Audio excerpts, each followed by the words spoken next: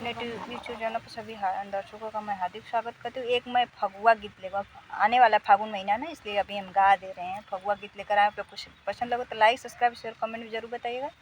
मेरे साथ मेरी बुआ, बगल में जेठान है, फोटो नहीं देंगे। कृष्णा चढ़ी गईले हो, कृष्णा चढ़ी गईले ऊँचिया टारी रहब फूलवारी।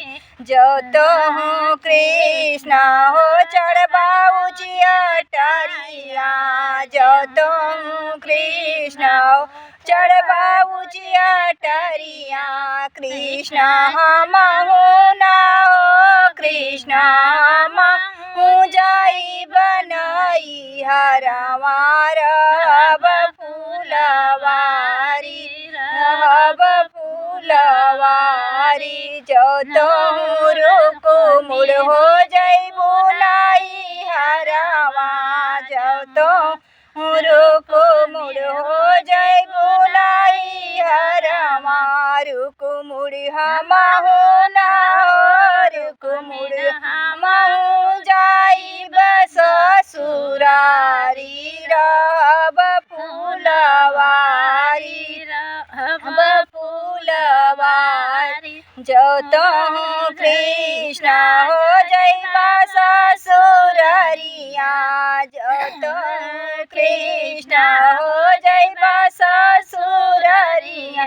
कृष्णा हमहु ना हो, कृष्णा हमहु हनाब केवाड़ी रहब फूलवारी।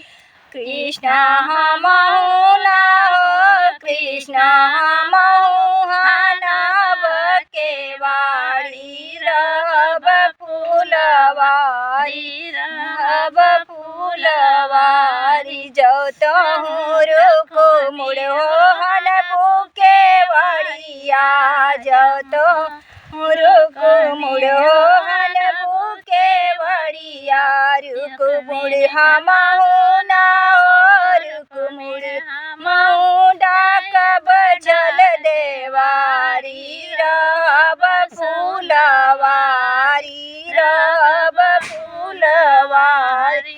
जो तो कृष्णा हो डकबा चल देवरिया, जो तो कृष्णा हो डकबा चल देवरिया।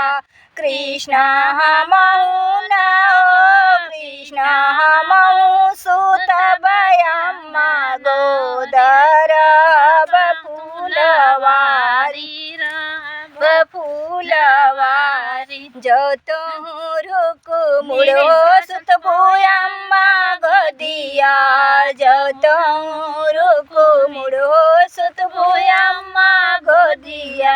रुकु मुड़ हमहु ना हो, रुकु मुड़ हमहु सुतब गुड़वारी रहब